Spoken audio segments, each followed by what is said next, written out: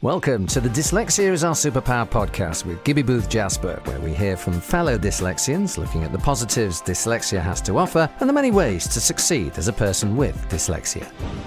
Hello, everybody, and welcome back. I'm Gibby Booth Jasper, and today I am talking with Katie Small, double degree graduating student from Australia. Welcome, Katie. Hello. How are you going? I'm doing well, thanks. How are you doing today? Yeah, I'm all right. I'm kind of sick at the moment, so if I start coughing, that could be why. I'm sorry to hear that. Well, I appreciate that you are still joining us despite that. Thank you very much. So I wanted to start, you reached out to me, which I love. I think it's so wonderful. You wanted to tell your story, which is great. And usually I'm tracking people down from the ends of the earth. So I certainly appreciate that you're doing that. But I'm wondering why, what was the sort of the burning urge? Why did you sort of feel that it's important to tell your story? I think I saw a few of your podcasts and I love them. They were amazing. And I have I had a really rough education, obviously, being dyslexic. And I think I had so much support with my family, and I had really good teachers growing up. And I think that now that I've kind of come to this end of my education, that I want to kind of voice my journey and my education journey to other people who are kind of experiencing the same thing. And even people who don't understand dyslexia, and they might be a little bit confused of what it means. And if they see people do weird things and they have this misconception that that weird thing might be that they're stupid, or that that's just not right, or it's not in the normal, that is actually what dyslexia is. And I think it's about educating people on what is dyslexia and what it looks like. And that way it can stop a lot of bullying and a lot of things that I experienced when I was younger. So yeah, that's why I was I love it. It's amazing. I want to tell everyone my story and keep the podcast going. I love that. That's so wonderful. So tell me a little bit, was there a particular turning point for you? We'll talk about your childhood in a minute, but I'm curious, it sounds like things are pretty tough. Was there a turning point where you were hey, this is actually a good thing? How did that work? Well, I was lucky enough to have really good parents. So my mum, I think when I was at school, they used to obviously, when I would make a mistake or do something that was wrong, they would just be oh, she's dumb. And I would come home crying and really upset. And my mum would say well, let's think about this logically. So if someone's dumb means someone who is deaf, and you can hear me, so you're not deaf. So what they're telling you isn't right. So the whole time, every time I would hear that, I was well, that's not right. You're not telling me something that's correct. So what does, I would question it more. And I think that was kind of always a turning point. My mum was always this is what makes you unique. This is what makes you different. You think differently to other people, and let's use strategies and let's utilize the things that you're good at. And that's what I kind of focused on. So I was lucky to have that support. So I think it was always a childhood thing. And growing up, I obviously would always have doubts at uni and stuff. I found I would have moments where I was I cannot do this. This is such a struggle. I have to do so much more work than everyone else around me. And people would say that this is easy. And I'm oh, I spent hours doing this.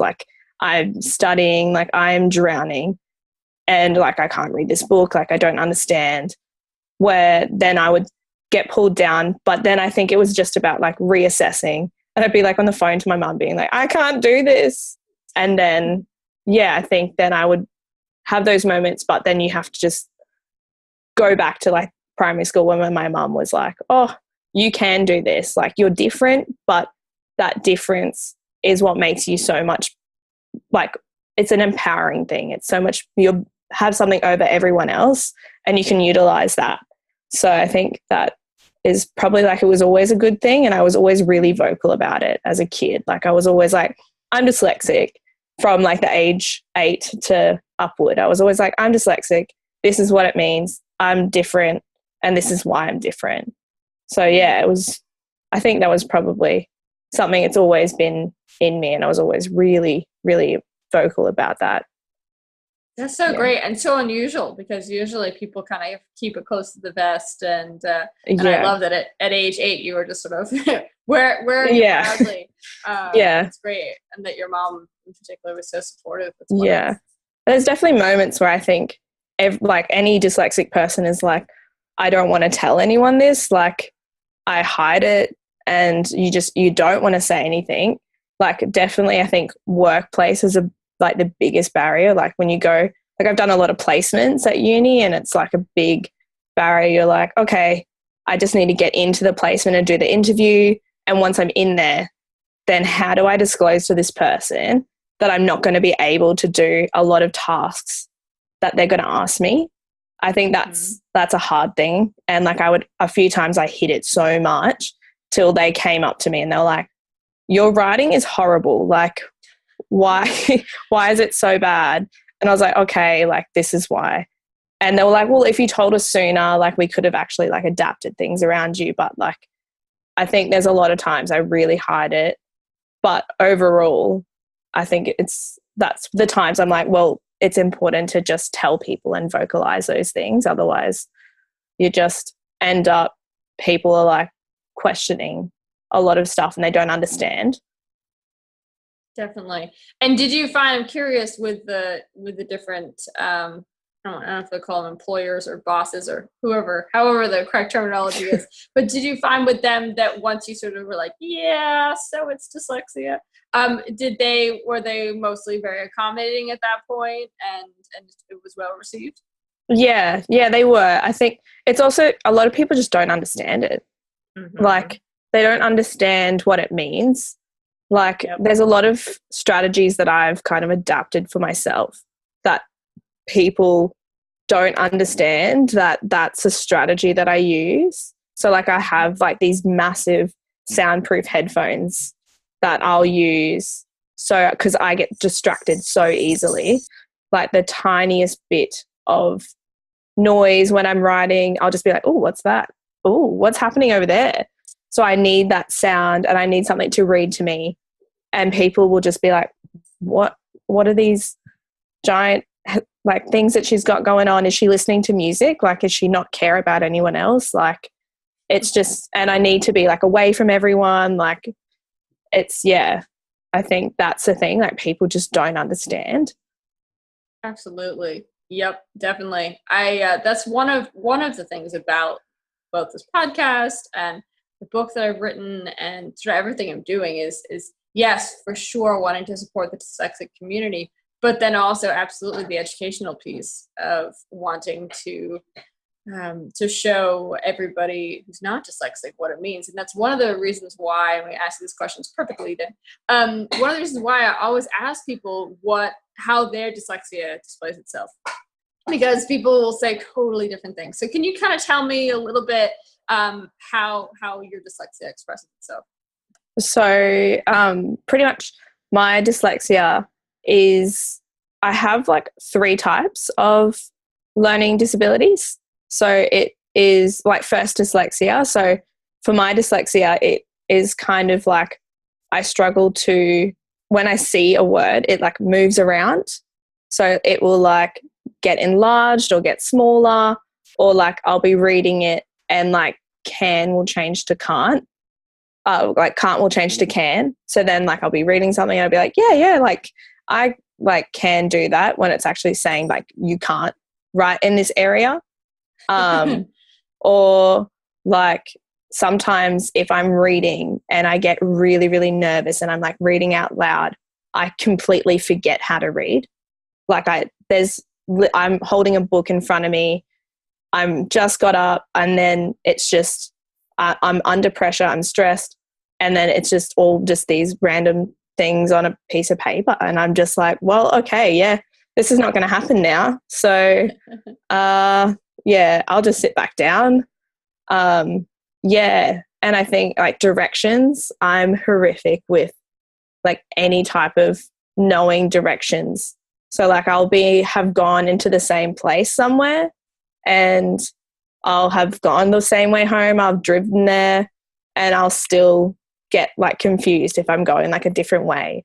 Like it might be that same area, but driving out to a new kind of area within that same space, I'm like, yeah, I'm lost. And like left and right, I cannot do left and right to help myself. And then like the other learning disabilities that I like found out that I had are like dysgraphia. So it's like phonetics, like I can't do phonetics at all. And like visual sensory, so like different types of lighting affect like the way that I read. So they kind of like give me like I get really severe headaches and migraines from different types of lighting. But yeah, it's it's fun time. Absolutely. Well, I appreciate you explaining that. So now can we kind of talk about your childhood? Kind of tell us what it looked like, what challenges were presented. So basically I kind of think like from what I've seen, I think dyslexic people go in like one of two ways. They kind of go like the quiet little ones, or they go like the full crazy, being misdiagnosed with like ADHD. And I was like one of the quiet ones. Like I was so good at just hiding under the radar. You never knew I was there. Like I basically sat in the back classroom next to the same girl because we must have had the same last name. So from like prep to year 2, we like sat next to each other, and every homework, everything, I always convinced her to do my work. And now she's like dating my cousin and she's like starting to be a doctor. And I'm like, look, the reason you did that is because you did double work, and that is why. But yeah, the whole time I couldn't read, I couldn't write, I couldn't do anything because I just got her to do my work that entire time. And then it ended up that I sat down for like a spelling test and I was separated from her. So we're all like in different areas, and basically they like sat me down and I was like, well, I don't know how to do anything. Like I can't read or write. Like, and yeah, so I got a 0, and it turned out that the books that I had been reading, like my mum had been reading, I actually learnt them off by heart. So like my mum didn't know, no one knew. And yeah, basically, my mum was like, okay, this is weird. And like she would sit me down, I could do a puzzle, I was fine. She's like, this does not seem right. So my mum's friend was doing like an IQ test, and she was like, oh, like I need to have like a student within like age 8 or whatever it is to do an IQ test. And it turned out that the IQ test was like a lot more physical than like writing and reading and stuff like that. So I did it, and it turned out that like my IQ was like highly above average, like incredibly high, which like is what most dyslexic people have because they need to overcompensate for like everything else. And my mum was like, well, this doesn't make any sense. She can't even bloody like read or write. Like, so why is her IQ so high?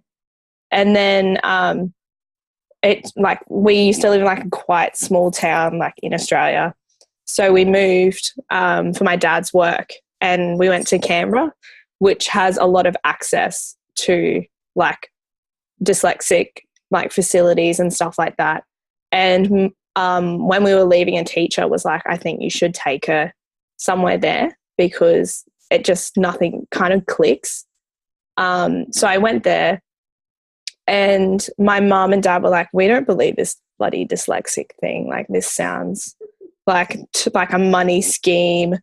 And we sat down, and like the moment my mum was just like, now she just looks back, and it just like changed her whole perception of my whole reading, everything, like every dyslexic thing, was I basically sat down and they gave me like this pumpkin, and like within the pumpkin there was like squares and X's in the boxes.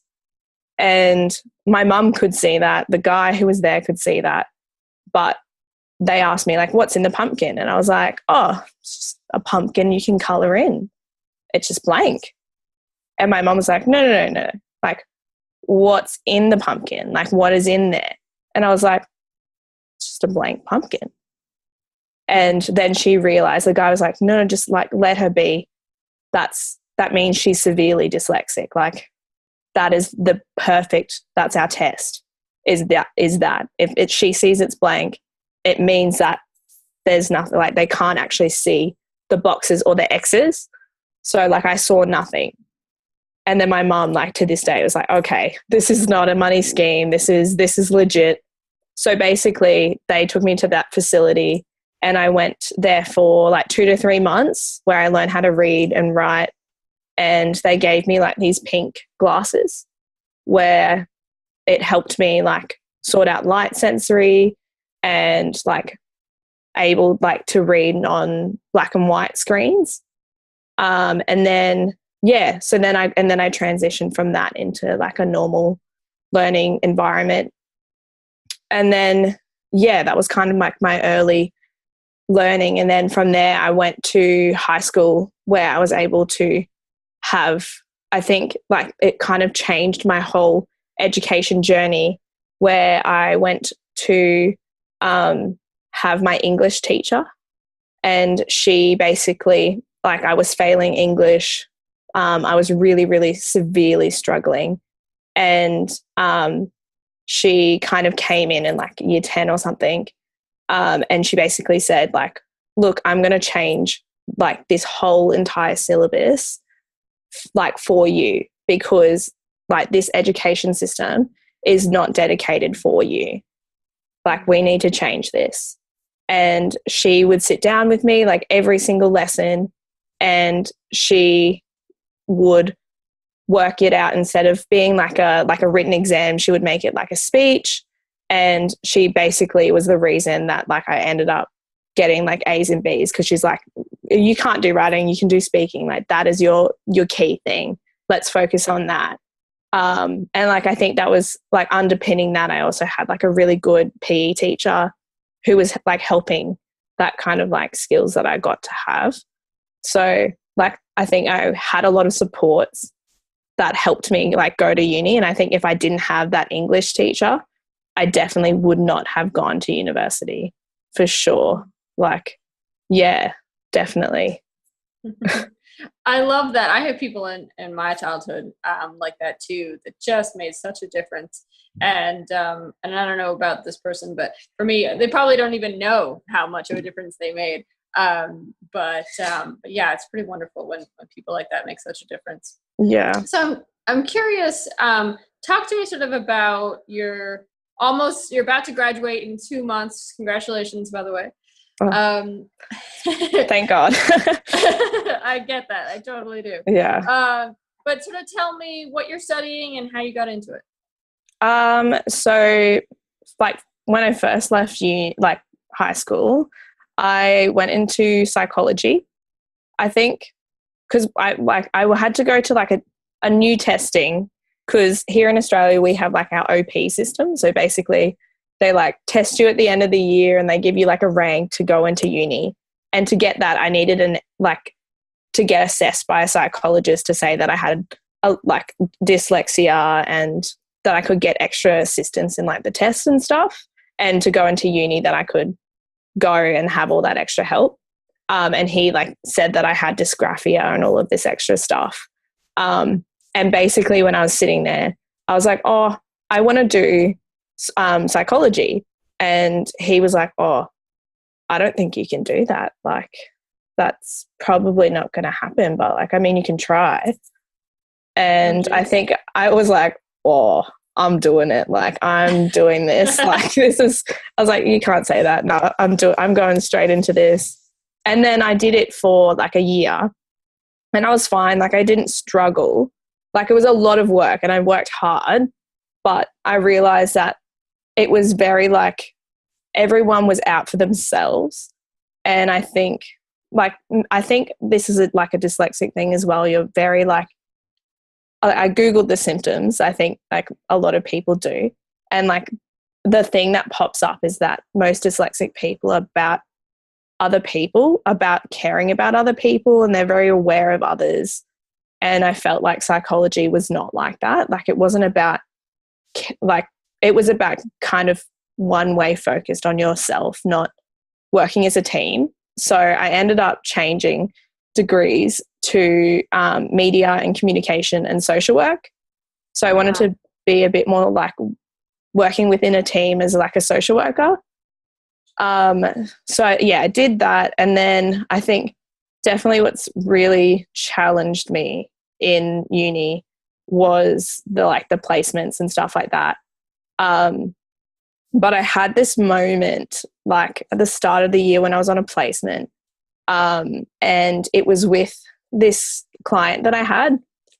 And basically it was I was at like a place for people with intellectual learning disabilities, who've experienced like some kind of trauma. And this client was like creating this app, and she wanted like my opinion on how to like create the app. And the whole time I never told any clients that like I had actually had like a learning disability. Like I was like, oh, I only want to do it and tell them if it's like going to help them and like, you know, be of like some sort of assistance to them. And like, cause she was creating this app for people with intellectual disabilities, I was like, look, I'm gonna like tell her because I feel like it's gonna help her. So I sat down and I was like, hey, like this app is like amazing. And I think like what you're doing is awesome. And I feel like I can help you more than you think that I originally can, because I actually have like a disability. And then we talked about like what my disability looks like. And like she said the funniest thing, she was like, oh, you don't look like you have a disability. And like I lost it. And like both of us were like laughing. And then like I explained it to her and she was like, oh, right. It was great. Like it was like of my whole entire degree, it was like the most empowering experience. Like the two of us talking about like our own experiences and like how we like both struggled in high school. And it was awesome. Like because we both had two different types of like learning kind of impairments, which was really awesome. And it was really good. And I think that's like what cemented the fact that like I was doing the right degree and that I was like on the right track and going the right way. Yeah. And that was a good moment for me. Wonderful. I love that. So tell me kind of what's the after graduation, what are you looking to do exactly? So I've applied for like the government. So I'm hoping to get like some sort of grad program through for here we have like Department of Human Services. I also applied for Department of Education. So like I have this real drive now. I think it's like stemmed from like my dyslexia and like my learning, my own education learning, that I kind of had like this realization that I like, especially here in Australia, like the education system is just not catered to like all learning styles. Like I think especially people who are dyslexic or even people who have Asperger's or like ADD, and it just gives you one learning style and they just drill that. And I think that people who don't have like supports around them, like I had the like ability to, could not thrive in the one teacher to 30 student classroom. And I really just want to do something to help change something or give some more support to like students who have that, or even students who have different learning styles. But yeah, that's kind of like what I'm really focusing on now. Mm-hmm. Wonderful. So I'm curious, I want to talk to you specifically about your accommodations, because I think this is a really interesting topic, because, and I'll put myself in this boat too. I had a really interesting relationship with mine. I sort of had a love-hate relationship, because it was like, okay, you're helping me, but I kind of hate that you're helping me, and I sort of hate that I need you, but you are really helping me. So I'm curious for you, maybe because of your childhood, were things a little different? Like, did you just sort of be like, okay, this is what I need to succeed, and so you just kind of, welcome them with open arms? What was your relationship with the accommodations you were granted? I think, yeah, I've had the same disability advisor like the whole time. And him and I have been really good. He has always like asked me straight up, like, what do you want? What are your, like, the things that you need? I think I am in a way kind of stubborn. Like, I'm like, you know what? No, like, I just want extra time, and I just want to be like, I like to go in because I get distracted so easily. I need to be in a separate room from everyone else. Because if I was in like a room with everyone, I'd be like, oh, what's that person doing? What's this person doing? And they'd be like, is she cheating?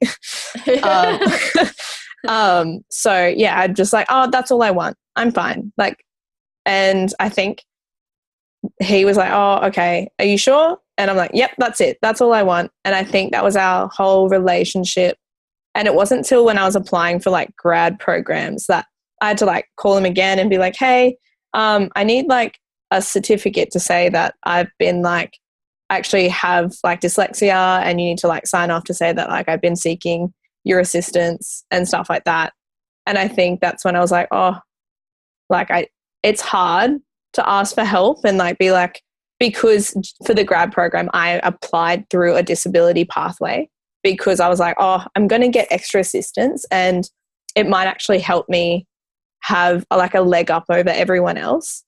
And I think in a way doing that has actually been kind of like an internal battle, because I'm like, oh, like I am capable of doing all of like everything. Like I'm capable of being able to do these things that like everyone else can do, but it's just hard to be like, well, now I have to go down a disability pathway. That has been, I think, a very difficult thing to do. And I think this is me going off on a lovely tangent, but please do. When I like went for like this big interview for the like graduate program, it's like really intense, and they have basically like me and like 10 other people in this like room, and it's like half a day, and they put us in like 3 different areas throughout the half a day. So like one area we have to do like a written assessment, and then another part is like a group assessment, and then another part is like an interview. It's like a behavioral interview. So basically, obviously I was like, oh, well, the written one, I'm just not going to do well. Like straight up, like I was like, yeah, that's not going to happen. So I asked for like extra time, but I was like, yeah, we all know I'm going to blow it, but oh well, like I'll just do it. I'll just like work and do hard, like as hard as I can. But you know, I can do the speaking part. That's fine. I can do that. But basically, like I got in there and I rocked up, and I was like, maybe the people in this room might have a disability. Like maybe one of them's dyslexic. I don't know. Like, but everyone there looked like perfectly fine. I was like, okay, you never know. Like you don't know. And then I got into like the group interview first, and basically they gave us this like 6 pages, and they're like, read this.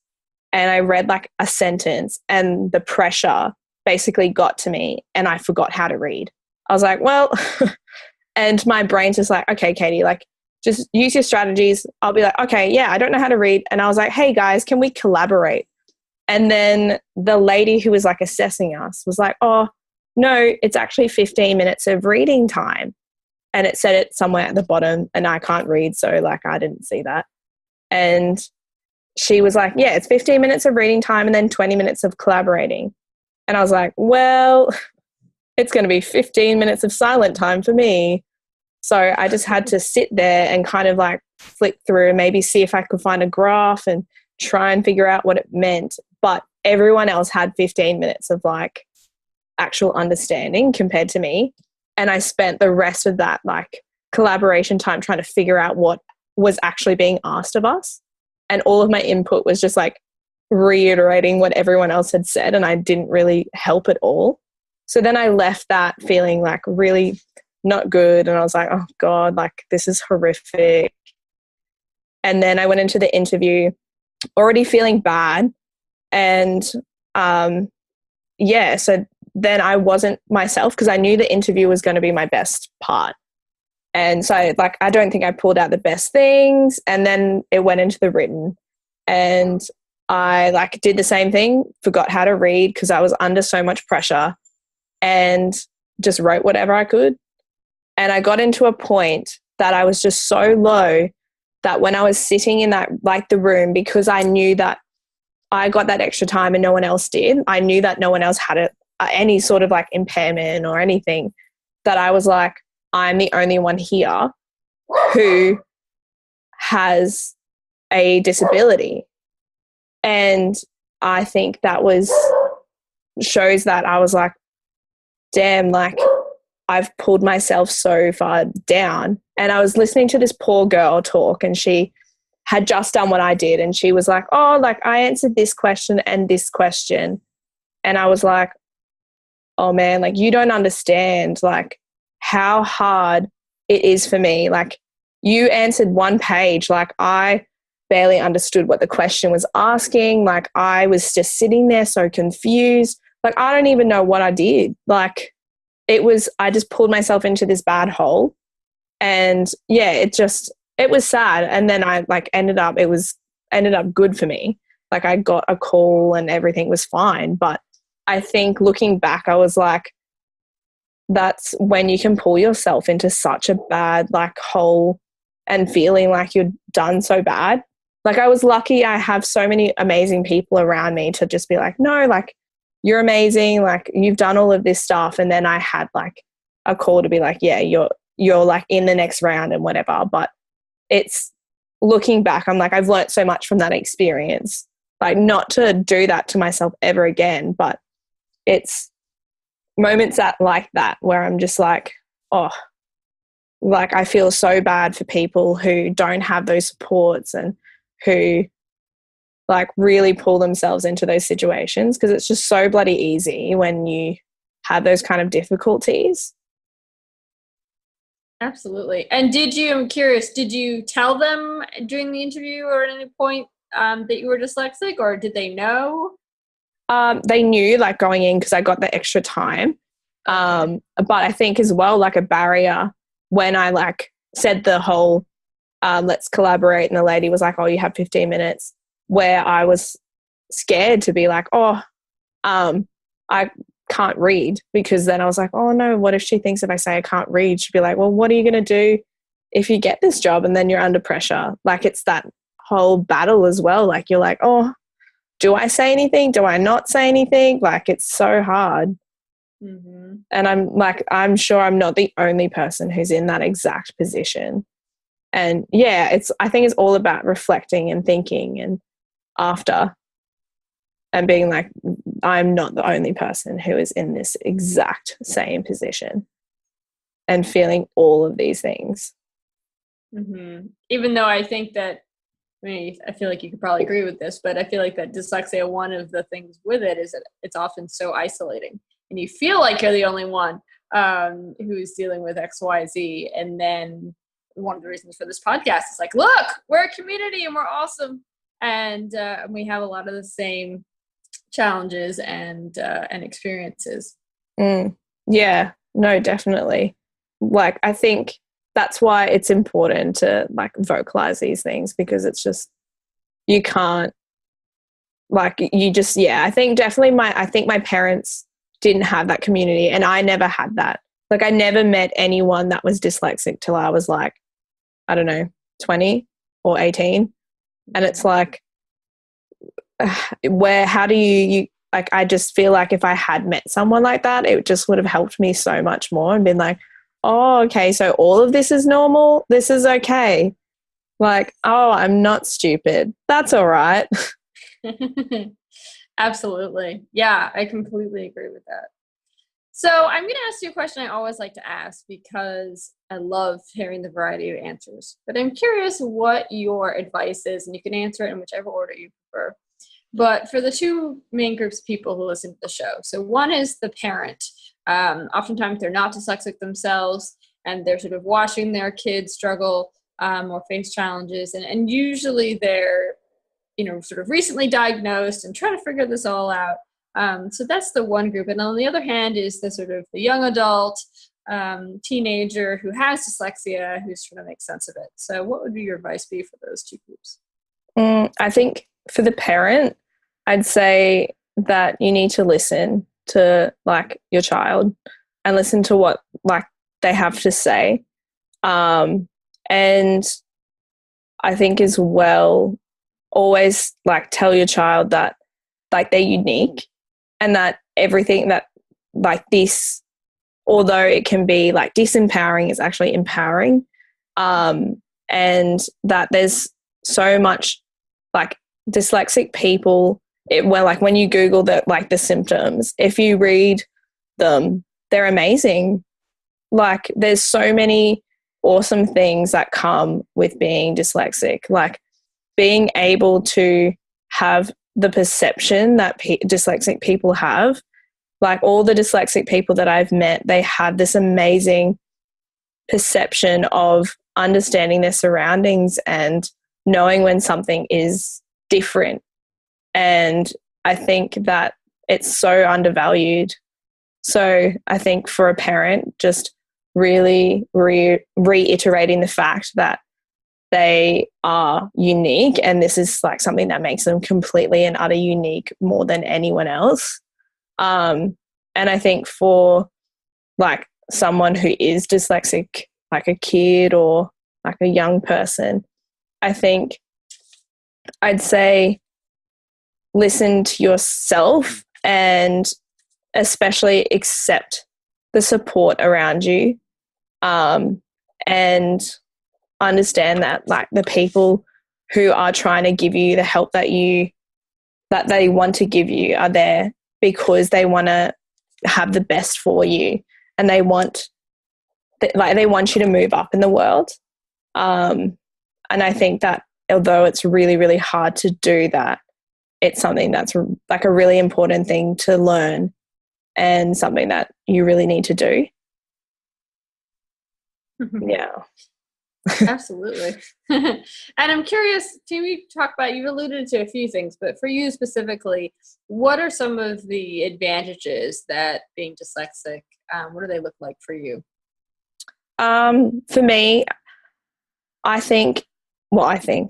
know that I have like this weird thing that, I was talking about this with like my university advisor, and I have like this really, really weird perception. I know when you say superpower, it actually kind of like relates to that because she said that when I explained it to her, but like I am so perceptive of like my surroundings. Like if anything like with my roommates is like, or like with my roommates is like out of whack, I will know. I'll straight up, like my roommate, her grandpa just died, and like she walked in the house and went outside and she like had a conversation with everyone and it was like nothing happened and no one else knew, and straight away I was like, oh, this happened, like she's not okay, I need to go outside and I need to do this. And she was like, how did you know that? Like I was happy and cheery when I walked in the house, like you wouldn't have known. And I was like, I don't know, like it was just like this weird thing inside me that just sensed that something was not okay. And like it's just like I can tell when people are not okay, and like I can sense things with people, like it's like an energy type of thing. And I think it's because every sense is heightened because you have to overuse everything because other people's like usual skills that other people might have aren't there. So you have to overcompensate with all of these other kind of like communication skills and sensitivity and things like that Like I find that all of that is really, really heightened for me. Like I'm a very empathetic and very like compassionate person, and my communication is like really good. However, I don't have like those other skills. So yeah, I'd say that's the advantages. And I also have really bad coordination, which apparently is something. I mean, it might, I'm just going to say that that's what it is. But, it's easy to blame it on that. Well, it sounds like that being really able to sort of pick up on people's emotions and what's going on for them is going to be really helpful for you with your line of work. Yeah. Yeah, no, definitely. It comes in handy having that, like, that vibe thing.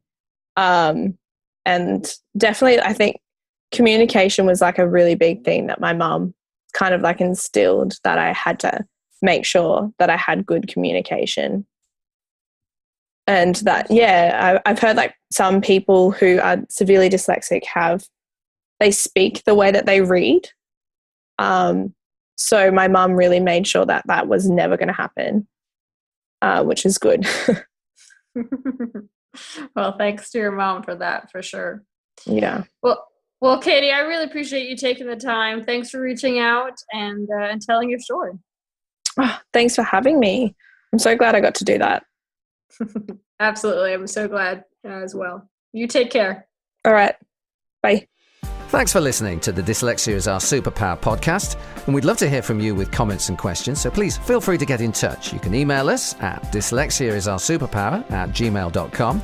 That's dyslexia@gmail.com, all one word, @gmail.com. And don't forget to spread the word by sharing us on social media.